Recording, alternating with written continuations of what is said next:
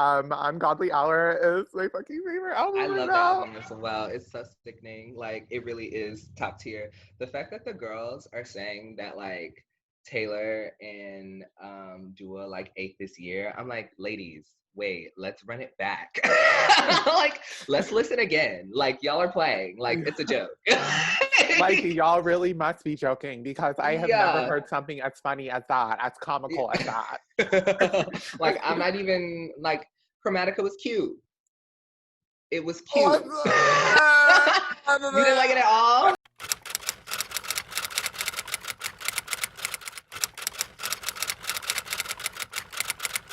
Hi, WUSSY, and welcome back to Queer in Quarantine. My name is Ivy Fischer, and I am joined by the belle of the ball, Miss Banks If You Nasty, La Yeah. Princesa de Maison Couleé. Everybody, please give it up for Bambi Banks-Couleé. Hi, how y'all doing? Hi, how are you doing today? Girl, I am good. I'm good. Just been so busy recently, like with the video shoots, with the winnings, with the drag council. It's been a lot, but I like being busy because not but 2 months ago we weren't doing shit. So like Yeah, I mean, I feel like it's been really difficult to adjust to like quarantine life and COVID and everything. How have you been dealing with that? I feel like honestly, the whole like quarantine, like pandemic has really like affected most people's lives really drastically. Maybe it's just me. Maybe my life was affected really drastically. But I went through like a whole like just a lot of personal changes through the pandemic. I now have my cat, Boba, my pride and joy, and just like a whole bunch of other like personal stuff that went through. So I feel like kind of like a changed woman through it, and I feel kind of better for it. In a sense, I always try to look at the bright side of the situation that we have because it's like it's not like we could really change the situation, so you might as well like look at what is positive about it. And I feel like I've gotten sleep more. Yeah. Like I've gotten to sleep more. I've gotten to like actually take care of myself and my space. And my financial situation is great thanks to digital drag. Thank you to the girls out there on the internet holding us down because without y'all I would not be able to pay my bills. So thank you. I can't really like complain besides the fact that I can't be out here popping pussy in the clubs. Other than that, like I I've been pretty know we good. cannot meet at Queen anymore, not for a while Girl, anyway. I miss it so much. Like I feel like even when we come back, like Queen, like specific parties that are like huge like that are not gonna be there for a while. So I'm just like, Mm-mm. Yeah, y'all better cover up. Let's get it. girl, Come put that on. mask on. That's on. Put that mask on, or y'all all going to dinner theater. Period. I feel like life has been crazy for all of us, but especially with digital drag and seeing Yeah. how creative that we can be through like internet, through the internet stage. I feel like it's very good. I feel like, yeah, especially with digital drag, I feel like some people have like really like blossomed into like the kind of drag artists that they were supposed to be, because digital drag just kind of made us force our drag into a different art form and how to like really fully express what you see in your head. So I'm kind of grateful for that because I feel like it pushed me as an artist. It's still pushing me as an artist every day, because the thing is that your next video has to be better than your last video, Mm-hmm. which is really becoming fucking stressful because I don't know if y'all are seeing these girls, but they are bringing the heat. And I just like, oh, okay, but but like it's a lot of fun also to like just like I said, take your artistry off stage and on camera and like really just like be able to change whatever environment, set, all that stuff, and like really like nail it down the first time. That's awesome. Like, I feel like everybody's gonna either come out not knowing how to use their legs, or we're gonna get some sickening drag queens after.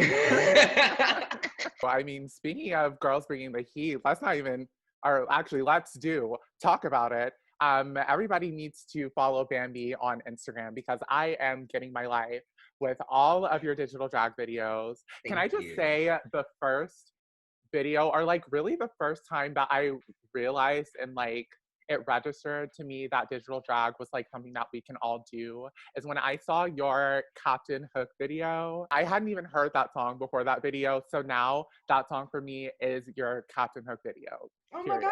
God. I also love that about digital drugs that people are just like, I feel like I hear a lot, oh, I don't even think about the artist. I always just think about your video. And I'm like, that is so sweet. Like, it's so great to see everybody's just how they take digital drag and how we're moving forward. Speaking of drag as well, how about Mother brought home a trophy last night? Can we talk about that, Miss Jaycee Coulee? girl, I cried so hard. Okay, so the first time she did Drag Race season 9, we were all, me, Vixen, and I think a couple of other girls were all together because we were like working a viewing party. And I think like somebody had spoiled it. I think it was like Reddit or something. So like we just didn't want to believe it, you know? Everybody's like, that didn't happen. We're gonna watch the show. So that night was sobbing rage. Yeah. Last night was tears of happiness. It was so great to watch like her get what she deserves. You know what I'm saying? That's like so cool to see like someone who is your mentor, your hero, you know, really receive the accolades that they should have had. Well, it was reparations. It was reparations for Chicago, for Black people, our 4 Black winners. Period. I live. I just have to say that Shea is an amazing, well-deserved addition to the Hall of Fame. I know that Shea, like for you and for a lot of Black queer entertainers and people, has served as that like inspiration. I feel like I wouldn't have really started drag had I not seen Jaycee Coulee in person for the first time in like college, which is like really crazy to think about, but it really was like, oh wow, no, she's doing it. like that's what we're supposed to be doing. You know what I mean? And so I feel like, yeah, it was people like Shea Coulee and like the Vixen and all those people who inspire and push me to like be better and better in my drag and stuff like that. Like still to this day, honestly, it's just like they actually do it to my face and kind of pick on me now, but like in a loving way. So Yeah. What's a family without a little tough love, a little Truly. back and forth? Yeah. I give it back. Don't worry. When we are talking about like families and like drag families and specifically with like Black queerness, how does all of that move for you in Chicago in a space that is so diverse? I think what's cool about Chicago is that there's more of a sorority sisterhood between specifically the Black queens who are in Black Girl Magic and the Black girls who do Unfriendly Black Hotties. It feels more of like, you know, pledging like to be an AKA sometimes because even though you're not like their drag family or stuff like that, y'all are still family. You know what I'm saying? It's still like we're always gonna look out for each other. We're always gonna like have each other's back. I think that's where kind of the Black Drag Council started it. Is us really banding together and making sure that we're looking out for each other and the people behind us. You know what I'm saying? I really want to work on some of the amateur competitions and really how like we share knowledge and treat each other in the scene when we are back. I want it to feel less like we're competing and more like, okay, we're just literally passing knowledge so that everyone looks the best and does the best with what they have, you know? Yes, definitely. I'm so happy to hear that you are fostering or helping to foster this community where love and knowledge and activism and all of that can be spread, especially for the new people coming into the scene. I know that I really appreciated that whenever I've visited, and I know that from the outside looking in, this may or may not be true, but a lot of people view Chicago as this like sort of melting pot of like great drag, great people. Yeah, so and we love it. And we would love to have you, so please move. Oh my God, could I be a Chicago girl though? It'd be sickening. I want all the girls to move here, honestly. I think that they all should. It's like, most of us are here. Come on. Yes. We got space. We got space. We got time. So there has been there was sort of a reckoning in the Chicago drag community.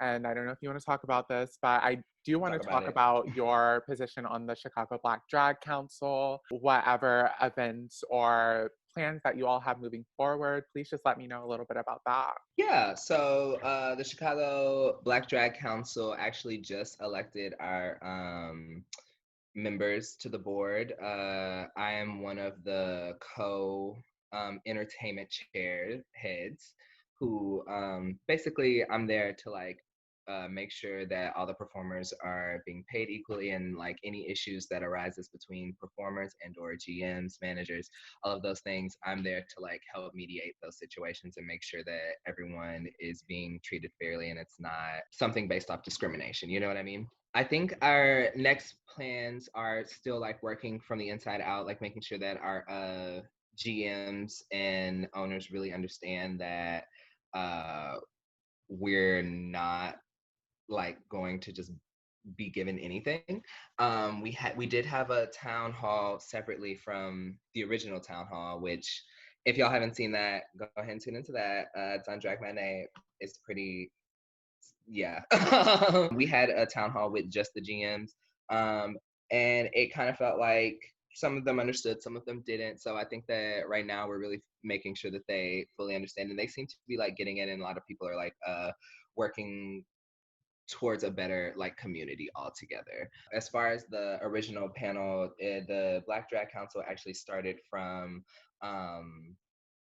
us banding together to basically demand that the gatekeeping that had been happening in Chicago, a lot of people had someone, I'm just gonna call them by their nickname, the RuPaul of Chicago. This is real life. We not a TV show. We don't need a RuPaul. So we basically asked told them that we wouldn't be working with them unless they made some changes in the way that they decided to handle performers and or the Black community, and they decided that money was more important, so they don't really work in Chicago anymore, and that's okay. We'll be better for it, because at the end of the day, like, this is an art form, not a business. And though it does, like, involve business, and it definitely, like, you need a business mind in order to survive these days. The art comes first, and the art should always come first. And if you're not participating in the art, you're not allowed to tell people how to do their art. Also, it's good to note that the Black Drag Council were the ones who headed it, but it was 50 plus performers, meaning like performers of other race, ethnicities, all of those things, white, Black, Asian, Latinx, everybody signed that petition, because it wasn't just something that was happening to Black performers, and we're not just for the safety of only Black performers. We want to make sure that everyone is being protected under the guidelines of what we set as a community. It's not about being out for your own, but making a better, a safer space for everyone. That is a great progression for the community, and I am so proud and happy to see what you all have done. What's next for you, or what's next for the council as a whole? The council as a whole, right now, we just need to have hella meetings. I feel like a lot of stuff is on hold until we are actually back in the bars, but we have set plans in motion on how to handle that when we are back up and running. Personally, I'm working on a show with the Unfriendly Black Hotties. We're doing another show. It's going to be an all Chicago cast this time, and it's going to be the Ungodly Hour visual experience, where we will have all the girls working in duets. So yes, it's going to be very cute, very cute. Me and Chloe are partnered, but we are not doing duet this time. So you will be getting fresh content, ladies. Ungodly Hour is my fucking favorite album. I love that album as well. It's so sickening. Like, it really is top tier. The fact that the girls are saying that Taylor and Dua ate this year, I'm like, ladies, wait, let's run it back. Let's listen again. Y'all are playing. It's a joke. Like, y'all really must be joking because I have never Yeah. heard something as funny as that, as comical as that. Like, I'm not even, like, Chromatica was cute. It was cute. What? You didn't like it at all? I did not. I didn't like, I mean, I liked the Blackpink song. I liked Sour Candy. Sour Candy, period. Yeah, but I did not like Rain on Me. I didn't like the interludes. I was I like, think, Gaga. which one is the worst one? Stupid Love is the worst. Like, She's right and song. she should say it. I don't know why she picked that one. That was definitely track 9. I don't know what she was giving. But like, I like Plastic Doll. Do you know that song? I know that song. I fucks with it. I fucks with like just like a couple of tracks on that album. Ungodly Hour, no skips though. Flo Milli's new album, also no, Flo Milli's mixtape, no skips. If you ever, I still need to listen to the whole thing all the way through, but I love Flo Milli. I feel like she could teach me just the right angle to smack a bitch at. Just like, it's just a perfect backhand. Every track, I just like, I feel like she's going to hit someone, and that's the energy I need, like in my rap tricks. You know what I mean? That's what made me fall in love with Megan. I was like, she gonna hit somebody. I live. I like this girl. I Yeah. like this girl. If Bambi Banks was a fragrance, what would she be? Bitch. I would smell. Okay, I wouldn't be like a perfume, but like just like if I was a scent, like any scent, I feel like I would be like the smell of like kiwi candy. Does that make sense? Yes. You ever smell kiwi candy? Like Sour Patch Kids candy, kind of? Yeah. But like kiwi flavor. It's like you get a little bit of everything. You know what I'm saying? You feel it. It's real fruity. Green on the inside, brown on the outside. Period. Well, Bambi, thank you so much for doing this interview with me. Of course. Thanks for having me. This was so much fun. It's so nice to see your face. So good to see you too. Why don't you go ahead and plug everything, like your Instagram, whatever you have? Hell yeah. So y'all can find me at Venmo and Instagram at Bambi Banks-Couleé. That's BambiBanksCoulee. And then you can find me on Twitter at It's Bambi Banks. And you can find me on Cash App also at Bambi Banks-Couleé. That's all. And thank you all so much for watching. We'll see you in the next video. Have a great day, honeys. Bye.